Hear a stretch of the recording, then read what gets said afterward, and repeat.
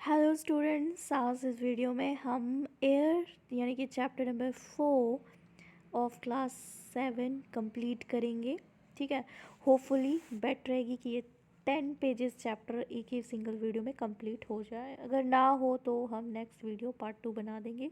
उससे ज़्यादा तो फिर स्कोप नहीं है कि इतने ज़्यादा वीडियोस लगेंगे। ठीक है, तो चलो हम एयर स्टार्ट करते विदाउट वेस्टिंग और टाइम। तो हम यहाँ से स्टार्ट करते हैं इंट्रोडक्शन से, फिर हम डू यू नो पर शिफ्ट करेंगे। ठीक है, तो हमारा अर्थ जो है, आपको पता है कि ये surrounded by a huge blanket of air called atmosphere. ये अर्थ है। यहाँ पे आपको बहुत सारे एयर्स दिखेंगे। ठीक है, एयर जो होती है वो कंपोजिशन होती है डिफरेंट डिफरेंट गैसेस की। ठीक है, बहुत सारे गैस होते हैं एयर में, हम अभी फर्दर देखेंगे। तो यहाँ पे बहुत एक ब्लैंकेट जो होती है ना, बहुत बड़ी ब्लैंकेट हो जाती है जो एटमॉस्फेयर, हमारे अर्थ का जो है ये इसको एटमॉस्फेयर बोलते हैं। ठीक है, ह्यूज ब्लैंकेट। हर लिविंग बींग्स जो होते हैं, जैसे हम भी, ठीक है, हम अर्थ में रहते हैं और एटमॉस्फेयर पे डिपेंड करते हैं अपनी सर्वाइवल के लिए, एग्जिस्टेंस के लिए। ये हमें प्रोवाइड करता है एयर। ठीक है, जहाँ से हम क्या करते हैं, हम सांस लेते हैं। एक मिनट। तो यहाँ पर ये हमें प्रोवाइड करता है। ठीक है, it provides us air we breathe, हम लोग सांस लेते हैं। और ये हमें प्रोटेक्ट करता है बहुत सारे harmful effects of sun rays. You know that alpha beta, ठीक है, गामा, बहुत सारे ऐसे रेज होते हैं जो हमारे स्किन में कैंसर हो जाएगी और हमारी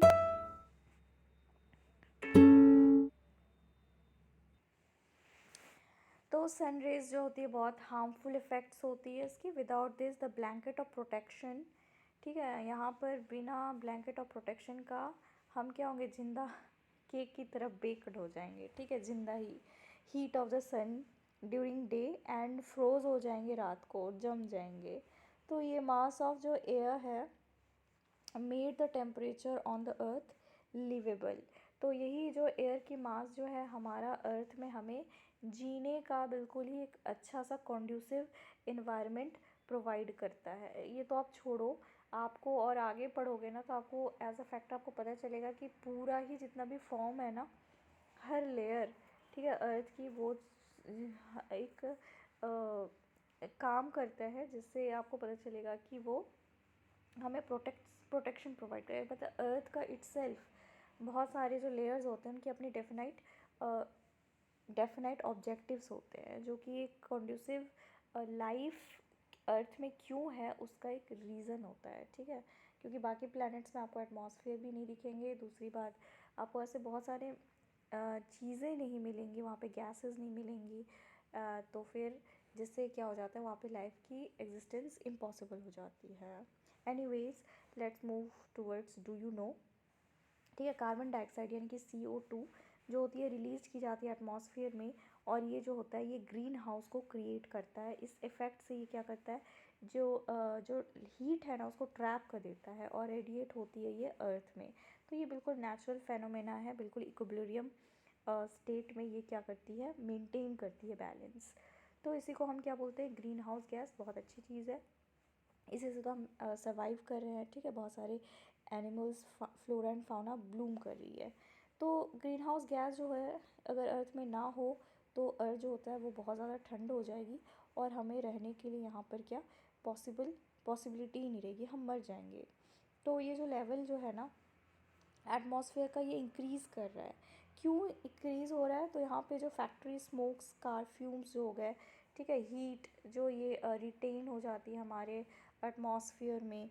ठीक है, बहुत टाइम तक मतलब इतनी हैवी टाइप से ये हिलती नहीं है, बस जमी हुई है, क्योंकि हम इतने सारे पेट्रोल ये फ्यूम्स जो होते हैं ना कार के, जो डीजल फ्यूम्स होते हैं, ठीक है, उनकी स्मोक्स होती हैं। फिर फैक्ट्रीज़ की स्मोक्स होती हैं, जैसे चिमनी बर्न होता है, factory smoke, chimney burn, heat जो होती है। तो ये सब से क्या होता है ना कि इन्वायरमेंट जो होता है उसमें CO2 लेवल जो होती है वो बढ़ जाती है, एग्जजरेट हो जाती है। सो ऑलरेडी तो हमारा अर्थ में नेचुरल बैलेंस है कि CO2 जो है वो एक लेवल तक वो रिटेन हो जाता है, लेकिन इससे इंस्टिगेट हो जाती है ये सब फैक्टर से। तो इससे हमारा जो इक्विलिब्रियम है, ग्लोबल वार्मिंग जो है वो ज़्यादा और तुरंत बढ़ जाता है। ठीक है, जिससे क्या होगा, और ज़्यादा स्नो होने लगेगी, और स्नो होने से क्या होगा, जो कोल्डेस्ट पार्ट है वहाँ पे आइस मेल्ट होना शुरू करेगी, क्योंकि टेम्परेचर बढ़ गया है। और इससे क्या होगा, सी लेवल राइज़ होगा, जो आपने अभी रिसेंटली बहुत बार देखा होगा कि सी लेवल राइज़ हो रहा है, ग्लेशियर्स पिघल रही है ना। तो ये सब ग्लोबल वार्मिंग चेंजेस अभी हमें बहुत देखने को मिल रही है। और इसी से क्या होता है, जब इक्विलिब्रियम ये हो जाता है ना, इम्बैलेंस हो जाएगा, तो यहाँ पे ये इनडायरेक्टली अफेक्ट करता है फ्लोरा एंड फाउना को, ठीक है। यहाँ के एनिमल्स एक्सटिंक्ट होने लगते हैं, प्लांट्स और एनिमल्स काफ़ी लॉन्ग रन तक आपको देखने को मिलेगा। अभी भी बहुत सारे स्पीसीज जो है वो एक्सटिंक्ट हो रहे हैं just because of these reasons. Now यहाँ पे हम मूव करते हैं towards composition of the atmosphere.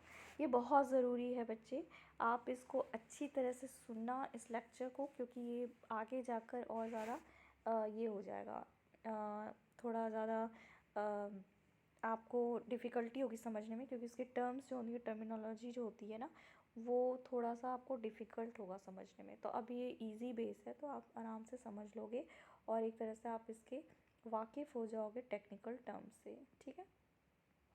तो do you know that the air we take in while breathing is actually a mixture of many gases. जो हम सांस ले रहे हैं ना अपने नाक से, तो वो क्या है, बहुत सारे गैसेस का मिक्सचर है। अब बहुत सारे गैसेस का मतलब क्या हो गया, जैसे नाइट्रोजन हो गई, ठीक है, ऑक्सीजन हो गया। ये दो गैस जो होती है, इससे बल्क ऑफ द एटमॉस्फेयर बना हुआ है। जैसे आप कार्बन डाइऑक्साइड देखोगे तो 0.03%, ये कम है। पहले तो आप देखो सबसे ज़्यादा कौन है, ऑक्सीजन 21% है, नाइट्रोजन इज 78%। तो ये बल्क ऑफ एटमॉस्फेयर में सबसे ज़्यादा फॉर्म क्या कर रहा है, ऑक्सीजन और नाइट्रोजन। ऑक्सीजन का परसेंटेज 21 और नाइट्रोजन का 72, जिसमें से कार्बन डाइऑक्साइड का कॉन्ट्रीब्यूशन 0.03 है, ओके। और आर्गॉन का कितना हो जाएगा, वो 93, ठीक है, 0.93। और ऑल अदर गैसेस का जो हो जाएगा वो हीलियम हो गया, ठीक है, ये सब हो जाएगा 0.04% हो जाएगा। तो ये कॉन्ट्रीब्यूशन है, ठीक है। तो आप ये डिस्ट्रीब्यूशन को अच्छी तरह से याद रखना, ठीक है। कार्बन डाइऑक्साइड 0.03 है, ओके। आर्गॉन 0.093 है, सॉरी 0.93 है, ओके। और नाइट्रोजन 78% है, ऑक्सीजन 21% और अदर गैस 0.04% है। तो यहाँ पर और भी बहुत सारे अदर गैसेस में हीलियम, ओजोन, आर्गॉन और हाइड्रोजन आ जाएगा, जो कि लेसर क्वांटिटीज़, बहुत थोड़े क्वांटिटीज़ में हमारे एटमॉस्फेयर में मिलती है, ठीक है। तो आपको बच्चे ये याद रखना है, सबसे जो बल्क में मिलती है वो ऑक्सीजन और नाइट्रोजन है, and other gases is in laser quantities. Apart from these gases tiny dust particles भी होते हैं जो हमारे एयर में प्रेजेंट होते हैं ड्यूरिंग, आप वो तब देखते होगे ना जब बहुत डायरेक्ट सनरेज आ रही है, हल्की हल्की, आपने खिड़की खोली है तो आपको बहुत सारे डस्ट पार्टिकल्स उड़ते दिखते होंगे, तो ये भी एयर में प्रेजेंट रहती है। Pie chart gives you a percentage of different constituents of air, ये पाई चार्ट है। आपको यहाँ पर मोस्ट ऑफ द प्लेंटिफुल गैस, ठीक है, यहाँ पर एक मिनट बच्चे, यहाँ पर नाइट्रोजन जो है ये सबसे ज़्यादा क्या है, सबसे ज़्यादा प्लेंटिफुल अवेलेबल गैस है, जो कि 78% अवेलेबल है हमारे एटमॉस्फेयर में। जब हम सांस लेते हैं ना, तो हम कुछ अमाउंट ऑफ नाइट्रोजन भी अपने नाक से लेकर अपने लंग्स तक पहुंचा लेते हैं और फिर उसको बाद में एक्सहेल कर देते हैं, यानी छोड़ देते हैं। तो जो प्लांट्स होते हैं उनको नाइट्रोजन की बहुत ज़रूरत पड़ती है, ये मेन चीज़ होती है इनको ग्रोथ और ग्रोथ के लिए, सर्वाइवल के लिए, ठीक है। तो ये डायरेक्ट एयर नहीं ले सकते एटमॉस्फेयर से नाइट्रोजन को, तो ये कैसे लेंगे भाई, इसको नाइट्रोजन फिक्सेशन बोलते हैं, ठीक है। तो नाइट्रोजन ये डायरेक्टली एयर से तो ले नहीं सकते हैं, तो इनके रूट्स में आप देखना कि एक बैक्टीरिया होता है इनके रूट्स में, ठीक है। इनके रूट्स में क्या होता है, बैक्टीरिया होता है, ये इसके अराउंड सराउंडिंग में भी कुछ बैक्टीरियाज होते हैं। वो बैक्टीरिया क्या करेगा ना, ये इनके रूट्स में रहता है, सॉइल में रहता है, और कुछ प्लांट्स जब ये क्या करते हैं, नाइट्रोजन, इनकी जो बैक्टीरिया है ना, ये क्या करते हैं, ये नाइट्रोजन को ले लेते हैं, ठीक है। जब ये air and from the air से ले लेते हैं और इसका फॉर्म को बदल देते हैं ताकि इसको प्लांट क्या करे, यूज़ कर सके। तो एक तरह से सिम्बायोसिस हो गया, है ना। ये बेचारा सा प्लांट है, ये प्लांट बेचारा ले नहीं पा रहा है, ठीक है, नाइट्रोजन को, लेकिन इसको नाइट्रोजन बहुत ज़रूरी है, नहीं तो ये मर जाएगा। इसकी ग्रोथ न्यूट्रिशन के लिए बहुत ज़रूरी है।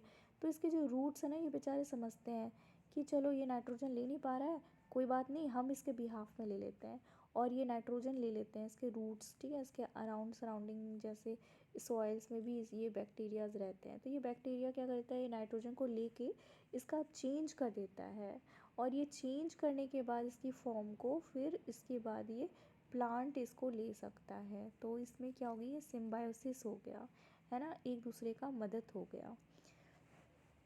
तो ऑक्सीजन जो होती है ये एक सेकंड मोस्ट प्लेंटिफुल गैस होती है, जो कि 21% हमने देखा था नाइट्रोजन के बाद, ठीक है, बल्कि गैस है जो हमारे एटमॉस्फेयर में प्रेजेंट है। ह्यूमंस हो गए, एनिमल्स हो गए, वो ऑक्सीजन लेते हैं एयर से और हम उससे सांस लेते हैं, ब्रीथ करते हैं, ठीक है।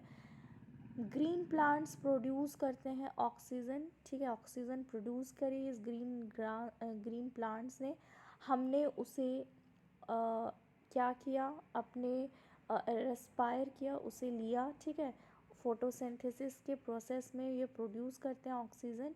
और उसी तरह से ऑक्सीजन कंटेंट जो एयर में होती है वो कांस्टेंट रहती है। अगर हम पेड़ काटेंगे तो ये बैलेंस डिस्टर्ब्ड हो जाएगी। कार्बन डाइऑक्साइड एक इम्पॉर्टेंट क्या है, एक अलग इम्पॉर्टेंट गैस है जिसका हमने देखा था 0.03 अवेलेबल है हमारे एटमॉस्फेयर में। ग्रीन प्लांट्स यूज़ करते हैं कार्बन डाइऑक्साइड ताकि ये फूड बना सके और ऑक्सीजन को रिलीज़ कर सके। तो carbon dioxide is another important. अगर बेचारे प्लांट जो है उनको फूड बनानी होती है तो carbon dioxide is a very basic gas for them, ठीक है। नाइट्रोजन जितनी इंपॉर्टेंट है, कार्बन डाइऑक्साइड भी इनके लिए बहुत इंपॉर्टेंट है ताकि ये फोटोसिंथेसिस कर सके, यानी कि फूड बना सके। फूड कैसे बनाते हैं, फोटोसिंथेसिस के प्रोसेस से, और फिर उसके बाद फिर वो ऑक्सीजन को रिलीज़ करेंगे और उसी ऑक्सीजन को हम इनहेल करते हैं, ठीक है। तो ह्यूमंस हो गए, एनिमल्स हो गए, ये कार्बन डाइऑक्साइड को रिलीज़ करते हैं। यहाँ की जो अमाउंट ऑफ कार्बन डाइऑक्साइड जो होती है उसको रिलीज़ की जाती है ह्यूमन और एनिमल से, जो कि बिल्कुल इक्वल अमाउंट में प्लांट्स जो होते हैं उसको यूज़ करते हैं। तो ये एक परफेक्ट बैलेंस है, ठीक है, एक परफेक्ट बैलेंस बनी हुई है, जितना ज़रूरत है उतना ही ज़रूरतमंद यूज़ हो रही है। हाउएवर, लेकिन ये जो बैलेंस है इसको क्या कर दिया गया, अपसेट कर दी गई है, क्योंकि हम यहाँ पे बहुत सारे बर्न करते हैं फ्यूल्स को, ठीक है, कोल को, ऑयल को, बहुत सारे billion of tons of carbon dioxide हम एटमॉस्फेयर में हर साल ऐड कर देते हैं एक्स्ट्रा। तो इससे क्या होता है, बहुत ज़्यादा कार्बन डाइऑक्साइड हमारे अर्थ में क्या हो गया है, अफेक्ट हो गया, जिससे अर्थ का वेदर क्लाइमेट जो हो गया है वो चेंज हो गई है। अब यहाँ पे आप कुछ सीरियस कंसर्न देख सकते हो रिगार्डिंग हमने ग्लोबल वार्मिंग में कितना ज़्यादा हमारी कंट्रीब्यूशन है, कितना ज़्यादा अर्थ जो है उसके टेम्परेचर चेंज हो गई है, आइसबर्ग मेल्ट हो रही है, ग्लोबल वार्मिंग बढ़ गई है। ये सब आपने मुद्दे तो अभी भी सुनते होगे, है ना। यहाँ पे टॉप साइंटिस्ट ने ऑफ़र की, out of global warming unstoppable है, क्लाइमेट चेंज हो रही है, CO2 लेवल इतना ज़्यादा हाई हो गया है, ग्लोबल सनस्क्रीन है लाइकली थिंड, यहाँ पे विंटर जो है वो वार्मेस्ट रिकॉर्ड हो गई है US में। तो इस टाइप की आपको देखने को लेबल मिलेगा, न्यूज़ में हाइलाइट्स होंगी। तो आप इसको पढ़ो और सोचो कि क्या ग्लोबल वार्मिंग एक सीरियस इशू है आजकल इस वर्ल्ड में, क्योंकि मुझे तो लगता है भाई बहुत ही सीरियस इशू है ना। अब अगेन ये वाला पार्ट बहुत ही इम्पॉर्टेंट है, so I want you all to be very focused here and try to understand what I'm saying. If you are not able to understand it, then play this video again. If still not, then play again. If again not, then ask me questions about this in the comment section. Anyways, let's begin this chapter, structures of the atmosphere. तो atmosphere जो होती है वो divided है 5 layers में, ठीक है। और स्टार्ट करेंगे हम अर्थ सरफेस से सबसे, ठीक है। तो सबसे पहला एटमॉस्फेयर आपको याद रखना है, दैट इज़ ट्रोपोस्फियर। ये सबसे पहला स्फीयर है जिसको हम बोलते हैं ट्रोपोस्फियर। फिर उसके बाद आएगा स्ट्रेटोस्फियर। स्ट्रेटोस्फियर में आपको ओजोन लेयर दिखती है। मेसोस्फियर में मेट्योर्स दिखती है। थर्मोस्फियर में यहाँ पे आयंस होते हैं, ठीक है, ये मैं आपको बताऊँगी। यहाँ पे सैटेलाइट्स वगैरह की भी ये होती है, ठीक है, रेडियो वेव वगैरह, ठीक है। और फिर एग्जोस्फियर, ये सबसे एक्सिट स्फीयर है जिसमें आप प्लानिटरी में फिर आप आ जाते हो, ठीक है। यहाँ पे प्लानिटरी बॉडीज़ आपको देखने को मिल जाएगा, जैसे मार्स, मरकरी, है ना, वीनस, ये सब आ जाएंगे। तो ये डिफरेंट सरफेसेस लेयर्स हैं, 5 लेयर्स है एटलीस्ट। तो आपको ये याद रखनी है, एग्ज़ाम से पूछी जाती है ट्रोपोस्फियर के बारे में कि कौन से लेयर में हवा में उड़ती है एरोप्लेन, जेट प्लेन्स, ठीक है, कौन सी ओजोन लेयर पाई जाती है लेयर में। तो इस टाइप की क्वेश्चंस पूछ ली जाती है, मेक श्योर आप अच्छी तरह से इसको पढ़ लो। तो ट्रोपोस्फियर जो होती है बच्चे, ठीक है, ये एक ऐसा लेयर है जो बहुत ही ज़रूरी है, ठीक है, हमारे एटमॉस्फेयर का सबसे इम्पॉर्टेंट है, मोस्ट इम्पॉर्टेंट लेयर है एटमॉस्फेयर का। यहाँ इसकी एवरेज हाइट होती है 13 किलोमीटर, अगेन इम्पॉर्टेंट है। तो इसकी हाइट कितनी हो जाएगी, 13 किलोमीटर, ये पहला पॉइंट है, ठीक है, इम्पॉर्टेंट लेयर है, ये दूसरी पॉइंट है। और यहाँ पे जितनी भी वेदर फेनोमेना होती है, थंडर स्टॉर्म हो गई, रेनफॉल हो गई, फॉग हो गया, कोहरा आ गया, हेल स्टॉर्म हो गए, ठीक है, इस लेयर में ही होती है। जितनी भी वेदर फेनोमेना होंगी ना, वो इसी लेयर में होगी। तो आपको यहाँ से ट्रोपोस्फेयर से 4 पॉइंट्स अच्छी तरह से याद रखना है कि ये सबसे बेसिक यानी कि इम्पॉर्टेंट लेयर है। दूसरा याद रखना है कि इसकी एवरेज हाइट जो है वो 13 किलोमीटर्स है। और तीसरा चीज़ आपको याद रखना है, यहाँ जितनी भी कंडीशनल यानी कि वेदर फेनोमेना एक्टिविटी है वो यहीं पे ही होती है। हम यहीं पर रहते हैं, हम यहीं पर सांस लेते हैं, हम यहीं पे अपना काम करते हैं, पढ़ाई करते हैं, स्कूल जाते हैं, ठीक है, ट्रोपोस्फियर में ही। तो आपको याद रखना है troposphere is again very important sphere. Next हम और थोड़ा ऊपर चले जाते हैं, यानी 50 किलोमीटर्स की हाइट के ऊपर, ठीक है। तो यहाँ पे हमें ट्रोपोस्फियर के ऊपर जाने से स्ट्रैटोस्फियर मिलेगा, जो कि लाइज इन द स्ट्रैटोस्फियर, ठीक है। ये एक्सटेंड होता है हाइट ऑफ 50 किलोमीटर्स। हमने पहले देखा 30 किलोमीटर्स, अब हम स्ट्रैटोस्फियर देखेंगे 50 किलोमीटर्स की हाइट से एक्सटेंडेड है। ये लेयर जो है ये ऑलमोस्ट फ्री है, यहाँ पे आपको बिल्कुल भी क्लाउड्स नहीं दिखेंगे। और यहाँ पे जो भी एसोसिएटेड वेदर फेनोमेना है ना, थोड़े बहुत दिख जाएंगे, जैसे conditions most ideal flying aeroplanes. अब आपको एग्ज़ाम से पूछी जाएगी कि कौन सी लेयर में सबसे आइडियल होता है एरोप्लेन्स को फ्लाई करना। तो आपको चुपचाप आंसर कर देना है स्ट्रैटोस्फियर, ठीक है। और यहाँ की इम्पॉर्टेंट आपको फीचर दिखेगी कि यहाँ पे आपको ओजोन लेयर मिलेगा, जो कि अगेन वेरी इंपॉर्टेंट, क्योंकि ओजोन लेयर के ही चलते लाइफ जो है पॉसिबल है अर्थ में। अगर ओजोन लेयर नहीं रहेगा तो हम क्या हो जाएंगे, हम केक बन जाएंगे, ठीक है। अर्थ की इतनी गर्मी रेज होती है ना, इतनी गर्मी और इतनी हार्मफुल रेडिएशंस निकलती है, अल्फ़ा, बीटा, गामा, इतनी कि हमें कैंसर हो जाए। कैंसर तो छोड़ो, हमें आग लग जाएगी, हम जल जाएंगे जिंदा। तो इसी से प्रोटेक्शन हमें कौन देता है, तो ओजोन लेयर, ठीक है, ओजोन गैस। तो ये कहाँ पे मिलती है, स्ट्रैटोस्फियर में मिलती है, ठीक है। और we have seen and learned how it protects us from the harmful effect of the sun rays. हमने पहले पढ़ लिया, बता भी दिया आपको मैंने। तो स्ट्रैटोस्फियर में आपको तो एटलीस्ट 3 चीज़ याद रखनी है। सबसे पहली बात ये 50 किलोमीटर्स की हाइट में एक्सटेंडेड है। दूसरा, यहाँ पे क्लाउड्स आपको बिल्कुल देखने को नहीं मिलता है, लेकिन वेदर थोड़ा बहुत आपको वेदर फेनोमेना दिख जाएगी। और यहाँ पे काफ़ी आइडियल है, यहाँ पर क्लाउड्स नहीं है तो आप आराम से देख सकते हो आगे का रास्ता, है ना। यहाँ पे एरोप्लेन चलाना बिल्कुल आसान है। और साथ ही साथ ये ओजोन लेयर भी यहाँ पे आपको देखने को मिल जाएगा। ऑलराइट, तो हमने ट्रोपोस्फियर कंप्लीट किया, स्ट्रैटोस्फियर कंप्लीट किया, now will move towards mesosphere. अब मेसोस्फियर से बेटा आप एक चीज़ याद रखना, एम फॉर मेसोस्फियर और एम फॉर मेटियोर्स, है ना। तो ये थर्ड लेयर है, ठीक है, एटमॉस्फेयर का। यहाँ पे अगर आप देखोगे तो ये स्ट्रेटोस्फेयर के और ऊपर है, ठीक है। इसकी हाइट जो होती है वो 80 किलोमीटर्स होती है। तो पहले हमने देखा 13 किलोमीटर्स एक्सटेंडेड है ट्रोपोस्फियर, 50 किलोमीटर्स एक्सटेंडेड है stratosphere. And now here in mesosphere में 80 किलोमीटर्स से हाइट क्या है एक्सटेंडेड है। यहाँ पे आपको मेट्योराइट्स बर्न अप होते दिखेंगी और आप क्या होगे, अब स्पेस में आ जाओगे। ठीक है, ये स्पेस की एंट्री है यहाँ से। तो आपको यही थर्ड लेयर के बारे में याद रखनी है। 80 किलोमीटर्स एक्सटेंडेड है और यहाँ पे मेट्योर्स जो होती है वो बर्न होती है।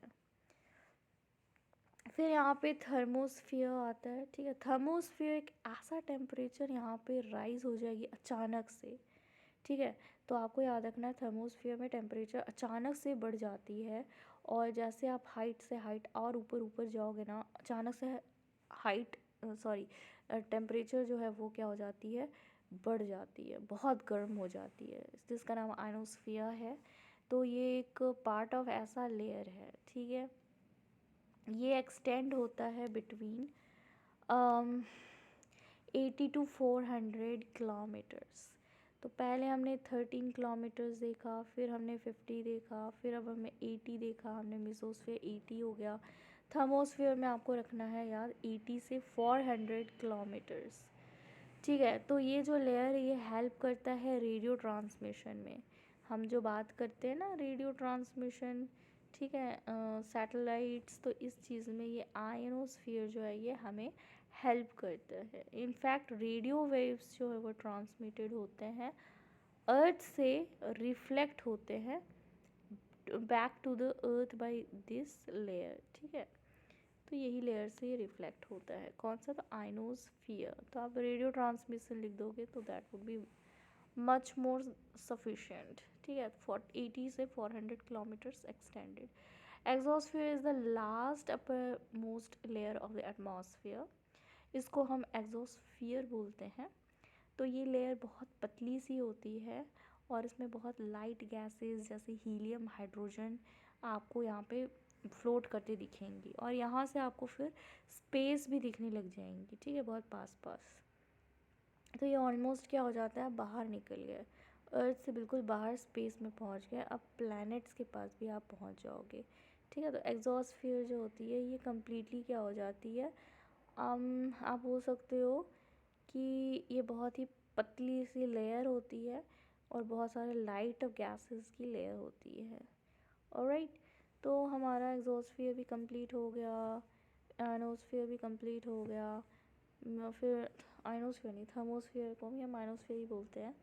मेसोस्फीयर कंप्लीट हो गई, स्ट्रेटोस्फीयर कंप्लीट हो गया एंड ट्रोपोस्फीयर भी कंप्लीट हो गई है। Now you can see an image here, right. तो यहाँ पे आपको इस इमेज में सबसे नीचे से आप देखना, आपको दिखेगा ट्रोपोस्फियर जिसपे माउंट एवरेस्ट भी आ जाता है। फिर ट्रोपोपोज जो होती है वो एक ऐसी एक्सटेंट होती है जिसमें ख़त्म हो जाता है। ठीक है, ट्रोपोपोज आपको देखने को ना मिलेगी। फिर आप देखना स्ट्रेटोपोज जो है वो स्ट्रेटोपोज यानी कि स्ट्रेटोस्फियर का पॉज हो गया। ठीक है, वहाँ से आप ऊपर रखो, स्ट्रेटोस्फियर नहीं मिलेगा, पॉज हो गई। तो स्ट्रेटोपोज में आपको ओजोन लेयर दिखेगी, है ना, एरोप्लेन उड़ती है। माउंट एवरेस्ट आपको ट्रोपोस्फियर में दिखेगी। फिर मेसोस्फियर में आपको क्या दिख रहा है, कॉमेट्स वगैरह, है ना, मेटियोर्स दिख रहे हैं। मेनोपोज में आपको दिखेगा, सॉरी मेजोपोज हो गया ये तो मेजोपोज में आपको बिल्कुल आयनोस मेजोपोज मेटियोर्स दिखेगा। फिर उसके ऊपर और जाओगे तो थर्मोस्फियर। ठीक है, यहाँ पे आयंस, रेडियो ट्रांसमिशन वगैरह। एंड एक्सोस्फियर में आप चले जाओगे इंटरप्लानेटरी सिस्टम, एक्सोस्फियर। नाउ अब हम देखते हैं वेदर एंड क्लाइमेट। आपको पता है वेदर अलग चीज़ होती है, क्लाइमेट अलग चीज़ होती है। तो क्या आज बारिश होने वाली है? Will it be bright and sunny today? क्या आज काफ़ी ब्राइट और सनी होगा? How many times have we heard this from anxious cricket fans speculating the fate of one day match. ठीक है, एक दिन का मैच में हम कितने ज़्यादा परेशान हो जाते हैं और आपने देखा होगा कि जो क्रिकेट फैंस होते हैं वो काफ़ी एंशियस हो जाते हैं, स्पेकुलेट करने लग जाते हैं, भाई भाई आज का क्लाइमेट कैसा होगा, है ना। तो हम यहाँ पे इमेजिन करते हैं our body to be radio and the mind it speaker. तो हम अपने बॉडी को क्या बना देते हैं, रेडियो, और अपने माइंड को स्पीकर। वेदर एक ऐसी चीज़ है जो फिडल्स करता है हमारे माइंड में, fiddles our mind with its control knobs, ठीक है।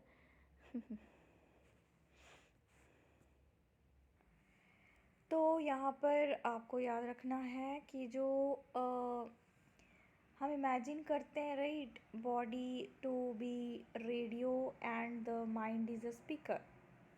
अगर हम इमेजिन करें कि जो हमारा शरीर है वो रेडियो बन जाए और हमारा दिमाग जो है वो स्पीकर बन जाए, तो वेदर कुछ ऐसा ही फिडल है जो हमारा नॉब्स को कंट्रोल करते हैं, यानी दिमाग को, ठीक है।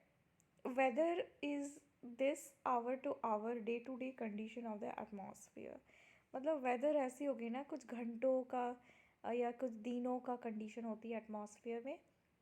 जैसे मान लो अभी मैं सो रही हूँ, बाहर बहुत सनी टाइप का क्या है टेम्परेचर है, अचानक से बारिश हो गई, तो इसको हम वेदर बोलेंगे। फिर या तो फिर मान लो बहुत अचानक से गर्मी लग रही है, मुझे सवेरे बारिश हुई थी, आज गर्मी लग रही है, तो ये भी एक वेदर हो गया। तो हॉट और ह्यूमिड वेदर में टेक वन इरिटेबल। अब अगर मान लो बहुत गर्मी हो गई, ठीक है, एटमॉस्फेयर में बहुत ह्यूमिडिटी है, तो वेदर जो होता है काफ़ी इरिटेटिंग लगेगा आपको, चिपचिपा सा लगेगा, गर्मी लगेगी, है ना, जैसे दिल्ली की गर्मी होती है। अ प्लीजेंट ब्रीजी वेदर में make one cheerful and even plan for an outing. अगर मान लो बहुत अच्छा प्लीजेंट वेदर हुआ, हवा बह रही है, ब्रीजी वेदर है, और यहाँ पे काफ़ी आपको अच्छा लगेगा, खुशी लगेगी कि चलो आज बाहर जाने का प्लान करते हैं। ऐसा बहुत हुआ होगा आपके साथ। वेदर जो होता है वो ड्रामेटिकली चेंज हो जाता है डे से डे। तो हावेवर ये एवरेज वेदर कंडीशन जो होती है ना एक जगह की, लेकिन वो काफ़ी लॉन्ग टाइम तक हो जाए तो उसको हम क्लाइमेट बोलते हैं। और जो कुछ घंटे में बदल गया, कुछ दिन की बात हो गई, उसमें ये चेंज हो गया सीज़न, वेदर चेंज हो गई, उस कंडीशन को हम बोलते हैं वेदर। क्लाइमेट एक लॉन्गर पीरियड का फेनोमेना है, ठीक है, कोई भी एक जगह का। तो अब आप समझ गए होंगे, ठीक है, daily we have daily weather forecast क्यों होता है, ठीक है, आपको समझ में आ गया होगा कि हमें हमारी डेली वेदर फोरकास्टिंग होती है, राइट। तो डेली फोरकास्टिंग जो होती है ना ये वाली, तो वेदर फोरकास्ट होता है, हम क्लाइमेट फोरकास्ट नहीं बोलते हैं। तो इससे भी आप इसको याद रख सकते हो। अब टेम्परेचर जो होता है, ठीक है, आप फील करते हो, हर बार फील करते हो अपने टेम्परेचर एटमॉस्फेयर का, ठीक है, हॉटनेस की और कोल्डनेस की, इसको हम टेम्परेचर बोलते हैं। अरे भाई आज ज़्यादा गर्म है ना, आज बहुत गर्मी है, यानी कि बहुत हॉटनेस है, आज बहुत ठंड है, मतलब बहुत ठंडी है। तो टेम्परेचर को हम इस दो तरीके से डिफ़ाइन करते हैं। तो टेम्परेचर जो होती है एटमॉस्फेयर की वो चेंज होती है, ठीक है, सिर्फ दिन में या रात में ऐसा चेंज नहीं होता है, बट सीज़न टू सीज़न भी चेंज होती है। समर जो होती है वो बहुत ज़्यादा गर्मी होती है और विंटर बहुत ज़्यादा ठंडी होती है। मानसून के सीज़न तो आपको पता है कैसी होती है। तो ये काफ़ी इम्पॉर्टेंट फैक्टर है कि जो इन्फ्लुएंस करता है डिस्ट्रीब्यूशन ऑफ टेम्परेचर, इंसोलेशन। और इंसोलेशन वही है जो हम सन से रिसीव करते हैं ना, जो लाइट जो भी सन से रिसीव कर रहे हैं, हम इंटरसेप्ट कर रहे हैं, अर्थ से इंटरसेप्ट हो रही है, उसको हम इंसुलेशन बोलते हैं। तो अर्थ की कहाँ रेज़ कहाँ ज़्यादा पड़ रही है, कौन सी कॉन्टिनेंट में पड़ रही है, कौन से रीजन में पड़ रही है ना, वो डिटरमाइन करता है वहाँ का टेम्परेचर। तो इंसुलेशन कमेगा जब वो इक्वेटर से पोल की तरफ जा रहा हो, जैसे मैंने बताया था स्लैंटिंग, ठीक है, सब पोलर रीजन हो गया, पोलर रीजन हो गया, वहाँ पे क्या होगी, टेम्परेचर कम होगी कंपैरेटिवली टू द इक्वेटर वाला side. Therefore, the temperature decreases in the same manner. अब टेम्परेचर जो होता है वो घटने लगेगा बिल्कुल सेम मैनर से। अब आपको समझ में आ गया होगा कि क्यों पोल्स जो होती है वो स्नो से कवर्ड होती है, ठीक है। क्लास 6 में इसको हम अच्छी तरह से कवर करेंगे। अगर आप अर्थ की टेम्परेचर देखोगे बहुत ज़्यादा राइज हो गया, तो it would become too warm for some crops to grow, ठीक है, बहुत सारे क्रॉप्स जो हैं उसको ग्रो करने के लिए बहुत ज़्यादा वो गर्म हो जाएगा तो क्रॉप्स मर जाएंगे। तो टेम्परेचर जो होती है सिटीज़ में वो बहुत ज़्यादा होती है विलेजेस के कंपैरेटिवली, ठीक है। यहाँ पे जो कंक्रीट और मेटल्स यूज़ की जाती है बिल्डिंग्स में, और जो एसाफॉल्ट ऑफ रोड्स यूज़ की जाती है, नीचे पिच्चू जो होती है, ये क्या कर लेता है, हीट को एब्जॉर्व कर लेता है। During the day. तो हीट जो है वो रिलीज़ की जाती है ड्यूरिंग द नाइट। इसलिए आपको स्ट्रीट्स में क्या लगेगी, अर्बन सिटीज़ में यहाँ पे गर्मी लगेगी कंपैरेटिव टू विलेज।